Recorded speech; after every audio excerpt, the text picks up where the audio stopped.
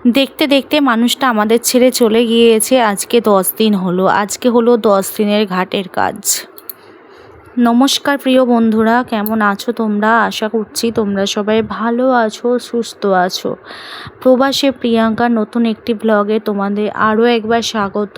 আমি প্রিয়াঙ্কা সুরাত থেকে চলে এসেছি তোমাদের সামনে নতুন একটি ব্লগ নিয়ে। আশা করছি আজকের ব্লগটা তোমাদের খুব ভালো লাগবে, আর অনুরোধ করব স্কিপ না করে পুরো ভিডিওটি দেখার জন্য। আমি যতটা পারবো তোমাদের সাথে আজকে শেয়ার করব। আজকে হলো 10 দিন, শুক্রবার আজকে। তো তারিখটা হলো আজকে 22 তারিখ। তো আজকে হলো আমার কাকিমার শাশুড়ির, মানে তোমাদের দাদা ভাইয়ের কাকিমার, মেজো কাকিমার আজকে কিন্তু ঘাটের কাজ। তো দেশে তো পুজো, লোকজন সবই হচ্ছে, ঘাটের যা যা নিয়ম সবই হচ্ছে। এখানে তো সুরাটে অত কিছু করা সম্ভব না, তবুও যতটা পাচ্ছি করছি। আমাদের যতটা যা নিয়ম আছে, যতটা যা বলেছে বড়রা, সেই হিসেবেই কিন্তু কাজকর্ম করছি। এতদিন সাদা তরকারি নিরামিষ সবই খেয়েছি, মানে 10 দিনের যে নিয়মটা আছে সেটা সমস্তটাই পালন করেছি। চুলে শ্যাম্পু থেকে আরম্ভ করে সাবান কিছুই মাখিনি, হাত পায়ে তেল কিছুই মাখিনি। তো আজকে হলো ঘাটের কাজ, আর আগের দিনও কিছু কেচেছি, সেটা তোমাদেরকে শেয়ার করেছি। তার আগেও ঘরের কোণা থেকে কিছু কিছু ঝুল আমি কিন্তু ঝেড়ে নিয়েছি। আর দেখো, বিছানার চাদর থেকে কম্বল যা আছে আজকে কিন্তু বেশিরভাগটাও বার করে নিয়েছি। কালকেও কিছু কেচেছিলাম, আর আজকে যে সমস্তগুলো বাকি ছিল সবটাই কিন্তু কেচে কমপ্লিট করেছি। পা মোছা থেকে আরম্ভ করে আসন থেকে কম্বল, ক্যাথা, মানে জানলার পর্দা সব কিছু কেচে নিয়েছি। 2 বালতি কাচা হয়েছে। বন্ধুরা, প্রচুর হাঁপিয়ে গেছি, খুব কষ্ট হচ্ছে, আর সেরকম গরমও পড়েছে। তো দেখো, এখানে বাসনপত্র সব, চাটু টাটু সব, হাঁড়ি কুড়ি সব মেজে পরিষ্কার করে রেখে দিয়েছি। নমস্কার প্রিয় বন্ধুরা, প্রবাসী প্রিয়াঙ্কাতে তোমাদের আরও একবার স্বাগত। নতুন ব্লগে তোমাদের অনেক অনেক ভালোবাসা আর স্বাগত। আজকে হলো শুক্রবার, আর সকাল সকাল উঠেছি, উঠে সমস্ত কাজকর্ম সব কমপ্লিট হয়ে গেছে। এখন বাজে 12:30। তোমাদের দাদা ভাই কেশব আর বাবান চলে গেছে সেলুনে। তোমাদের দাদা ভাই আর কেশব নেড়া হবে। আর আমি আজকে অনেক কেচেছি, অনেক কিছু হয়েছে। আর দেখো, এটা পরে যাবো ঘাটে স্নান করতে। তো চলো যাওয়া যাক, চেষ্টা করবো তোমাদের সাথে শেয়ার করার। আর আজকে হলো আমাদের মেজো কাকিমার শাশুড়ির, মানে তোমাদের দাদা ভাইয়ের মেজো কাকিমার আজকে ঘাট। তো আমি জানি না আমি কতটা কি করতে পারবো। আমি চেষ্টা করব যাতে কাকিমা যেখানেই থাকুক ভালো থাকুক, এইটুকুই চাই। আবার নতুন জীবন নিয়ে ভালো করে ফিরে আসুক, এটাই আমি চাই। উনি যেভাবে মারা গিয়েছেন, খুব ভালোভাবে মারা গিয়েছেন, ওনাকে কোনো কষ্ট পেতে হয়নি। উনি একাদশীর দিন মারা গিয়েছেন সকালবেলা।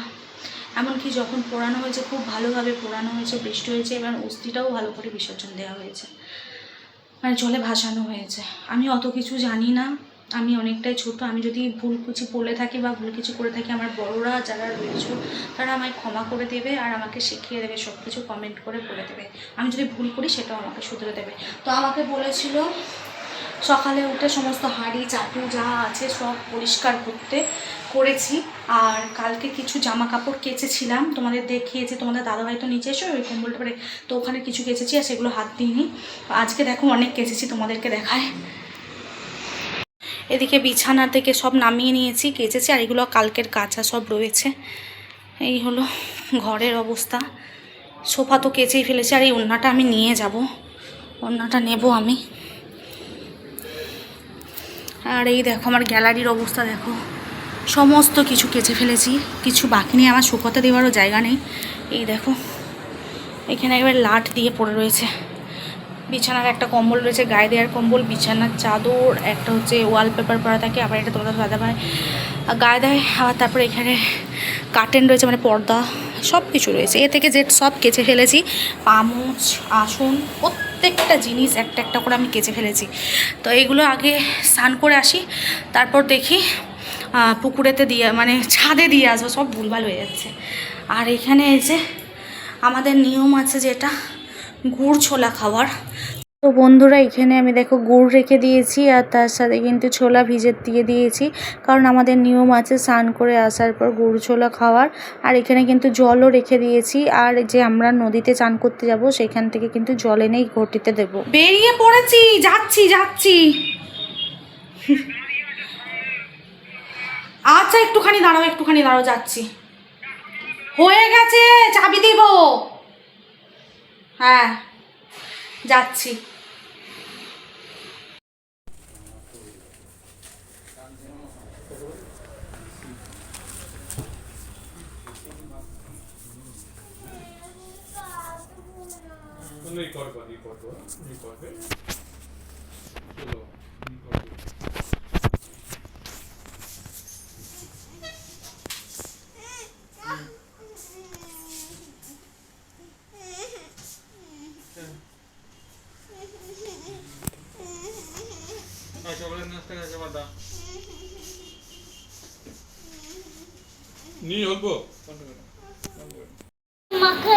কেশব তুমি কি করছো?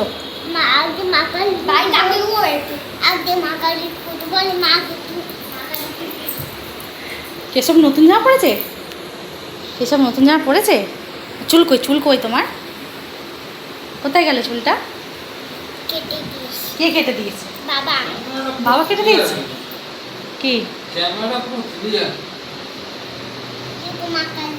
ওটা মা কালী?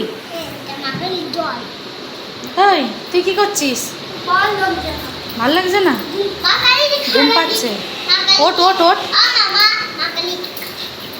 উঠে দাঁড়াও কেশব, উঠে দাঁড়াও। এই যে বাবান লাইট জ্বালিয়ে, এটা বাবান। আর এখন বাজে 3:30। 4টের সময় খাবো। এসব বসো, ফটো তুলবো তোমার আর দিদির। হ্যাঁ দুজনে দুদিকেই বস না। কোলে কেন? আচ্ছা কোলে বসে ফটো তুলবে। দেখো এদিকে দেখো, মুখটা তোল। তুই সবসময় মুখটা নামিয়ে ফটো তুলিস কেন?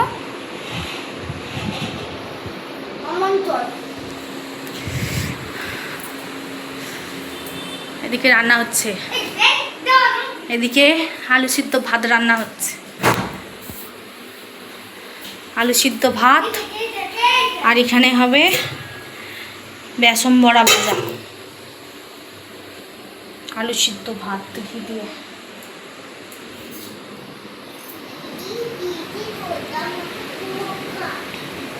এই যে জামা কাপড় ঝুলছে। উফ, আর কিছু ছাদে দিয়ে এসছি।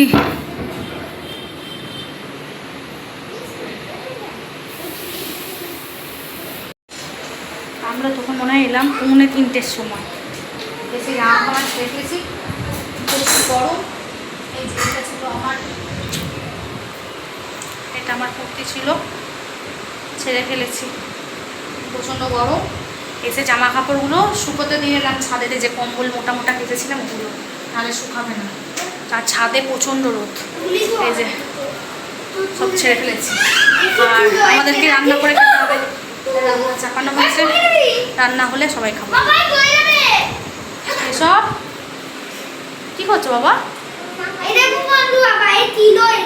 আবার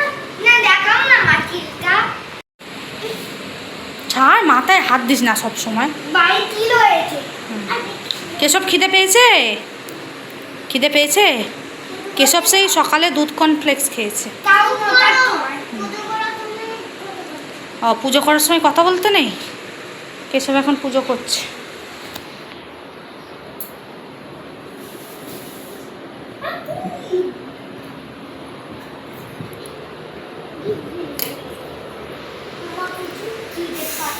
এই তো এক্ষুনি হয়ে যাবে, খেতে দেওয়া হবে। এখানে ভাত, ঘি দিয়ে আলু ভাতে আর বড়া ভাজা।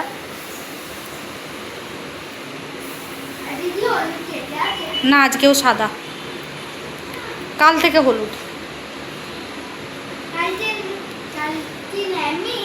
কালকে লুচি খেতে হয়।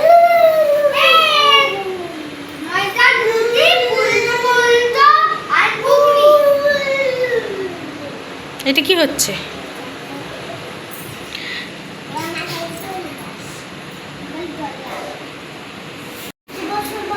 আসছে বছর আবার হবে।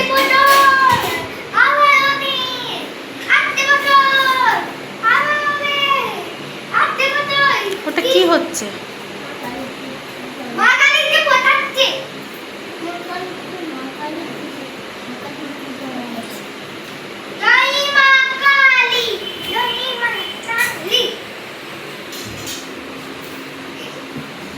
ঠিক আছে, মাথায় হাত দিও না, থাক, মাথায় সবসময় হাত দেয় না।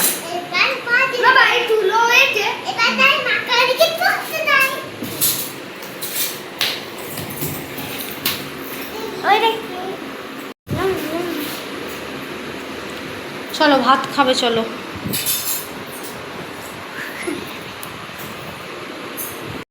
এসব বাবান আমাদের দাদাভাই খাওয়া গেছে।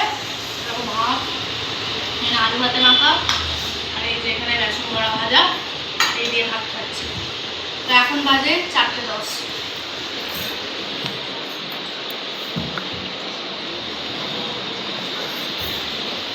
চলো খেয়ে নিই, খেয়ে পরিষ্কার করে নিই, আবার পরে দেখা হবে।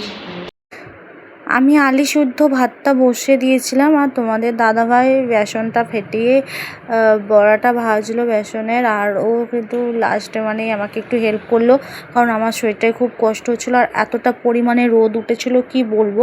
আমরা যে ঘাটে গিয়েছিলাম তখন আমরা তোমাদের সাথে ভিডিও শেয়ার করতে পারিনি, কারণ আমি ফোন নিয়ে যাইনি, ফোন বাড়িতেই ছিল। আর ঘাটে যাওয়ার সময় মানে ভিডিও করা সম্ভবও ছিল না, সেই জন্য ভিডিও করতে পারিনি। তো অনেক দূরে গিয়েছিলাম আমরা ঘাটেতে, তাপ্তি নদীতে।